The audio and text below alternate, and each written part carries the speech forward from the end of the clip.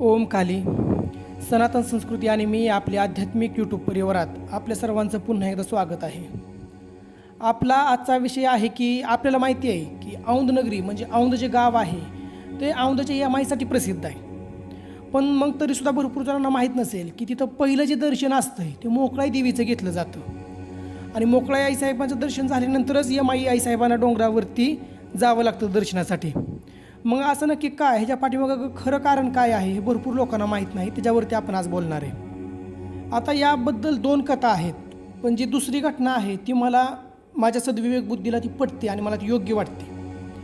आता पहिली कथा अशी सांगितली जाते तिथं की ज्यावेळेस रावणाने सीतेमातेला पळवून नेलं होतं, सीतामातेचं अपहरण केलं होतं, त्यानंतर राम त्यांना शोधत वनवन भटकत होतं, त्यावेळी पार्वती मातेने या ठिकाणी ज्यावेळेस यमाई आईसाहेबांचा वरती अवतार झाला आणि परत ह्या ठिकाणी ज्यावेळेस राम इथपर्यंत पोहोचले, त्या ठिकाणी पार्वती मातेने एका झाडाखाली बसून आपलं जे काही जे दुःख आहे, सीतामातेचं स्वरूप धारण केलं होतं त्यावेळेस पार्वती मातेने, आणि त्या झाडाखाली बसून मोठ्या मोठ्याने रडत होत्या, मोठ्या मोठ्याने आक्रोश करत होत्या आणि जे काही त्यांच्या मनातलं दुःख आहे ते मोकळ्या करत होत्या. मग ते स्वरूप बघितल्यानंतर तिथं मोकळाई आईसाहेब, कारण दुःख मोकळं करत होत्या मनातलं म्हटल्यानंतर तिथं मोकळाई आईसाहेब हे स्वरूप तयार झालं किंवा हे रूप तयार झालं असं सांगितलं जातं आणि आईसाहेब तिथं स्थापन झाले असं सांगितलं जातं. पण जी दुसरी कथा आहे ती योग्य आणि तार्किक आहे असं मला वाटतं. ती एक मी तुम्हाला सांगतो.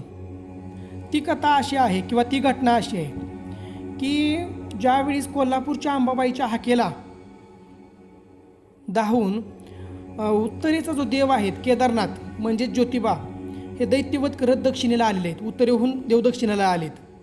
आणि आताचं जे औंध नगरी आहे त्यांनी तिथं वाडी रत्नागिरीमध्ये रत्नासुराचा वध केला ही ती गोष्ट नंतरची आहे. पण त्याच्या अगोदर आताचं जे औंध नगरी आहे किंवा औंध गाव आहे त्या गावामध्ये त्या काळी जंगल होतं आणि त्या जंगलामध्ये अंबरीश ऋषी नावाचे एक ऋषी राहत होते. आता त्या ठिकाणी ते अंबरीश ऋषी त्या जंगलामध्ये दररोज तप साधना यज्ञ होम यासारखे धार्मिक विधी त्या ठिकाणी त्यांची चालायची त्यांच्या शिष्यांबरोबर. आणि त्यातून जे काही पॉझिटिव्ह ऊर्जा किंवा सकारात्मक ऊर्जा जी बाहेर पडायची ती ऊर्जा त्याच ठिकाणी राहणाऱ्या औंध्यासूर नावाच्या दैत्याला त्याचा त्रास व्हायचा.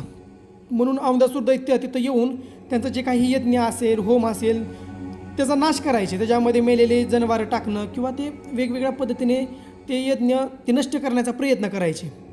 मग ह्या गोष्टीला कंटाळून हे अंबरीश ऋषी आणि हे जे काही त्यांचे शिष्यगण आहेत ते ज्योतिबा महाराजांना शरण गेलेले आहेत.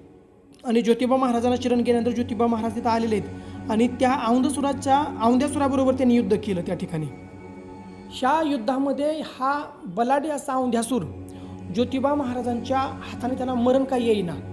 ज्योतिबा महाराजांनी सगळ्या पद्धतीने त्यांना प्रयत्न करून पाहिलं पण ते काय मेला जाईना त्यांच्या हाताने.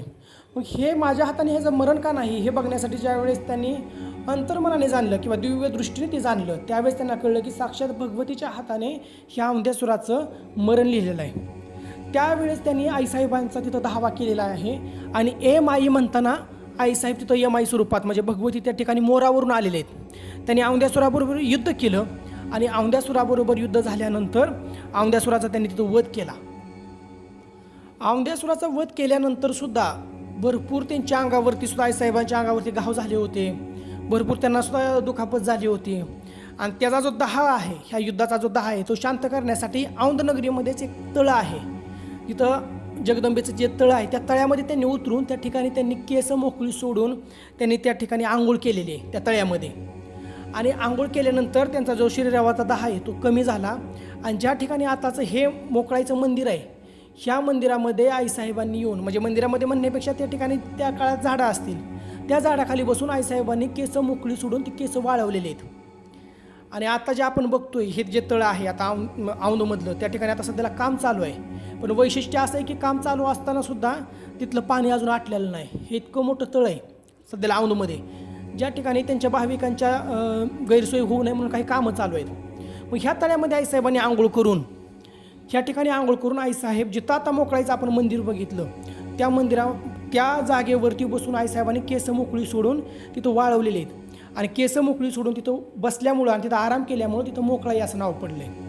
मग त्या जागेचं किंवा त्या मोकळाई मंदिराचं वैशिष्ट्य असं आहे की ह्या तळ्यामध्ये अगोदर आंघोळ केली जाते आणि तळ्यामध्ये आंघोळ केल्यानंतर मोकळाईच्या दर्शनाला तिथं जावं लागतं आणि तिथं जाऊन जो कोणी आईसाहेबांची खणा नारळाने ओटी भरतो, तिथं तेल वाहिलं जातं, ते तेल लावतो किंवा त्या दिव्यामध्ये ओतलं जातं, तिथं दिवा प्रज्वलित केला जातो आणि ते उष्ट तेल आपल्या अंगाला लावलं जातं. त्यावेळेस असं सांगितलं जातं किंवा भक्तांचा असा अनुभव आहे की त्यांच्या आयुष्यामध्ये जे काही दुःख आहेत त्या दुःखातून मोकळं करण्याचं काम हे आईसाहेब करतात, ह्या औंदाचे यमाई करतात असं सांगितलं जातं. आणि मग ह्या मोकळ्या आईसाहेबांचं दर्शन घ्यावं. त्यानंतर तिथं सर्व दुःख तिथं मोकळी केली जातात आईसाहेबांकडून. त्यानंतर तुकाईचं दर्शन घेतल्यानंतर, राजवाड्यातल्या भगवतीचं दर्शन घेतल्यानंतर डोंगरावरती ज्या काही आपल्या यमाई आईसाहेब आहेत त्या यमाई आईसाहेबांचं दर्शन घेतलं जातं. असा तो क्रम खरा सांगितला जातो औंधमध्ये दर्शनाचा. मग ह्या पद्धतीने ह्या मोकळ्या आईसाहेबांचं ठाण तयार झालं आहे सगळ्यात अगोदर, कारण तिथंच आईसाहेब अगोदर बसलेले आहेत. तिथं औंध्यासुराच्या वधानंतर ते केस वाळवलेले आहेत, त्यांचं शरीर वाळवलेलं आहे आणि त्यानंतर आईसाहेब डोंगरावरती गेलेले आहेत, त्या ठिकाणी स्थापन झाले डोंगरावरती. मग अगोदरचं स्थान हे तिथं मोकळाईचं आहे आणि त्यानंतर डोंगरावर गेलेले आहेत. त्याच्यामुळं अगोदर मान तिथं दिला जातो आणि तिथं द्यावा त्याच वेळेस ते परिपूर्ण मानलं जातं दर्शन. त्याच्यामुळं हे असं मोकळाईचं ठाण आईसाहेबांच्या ह्या लिलेनं तयार झालेलं आहे.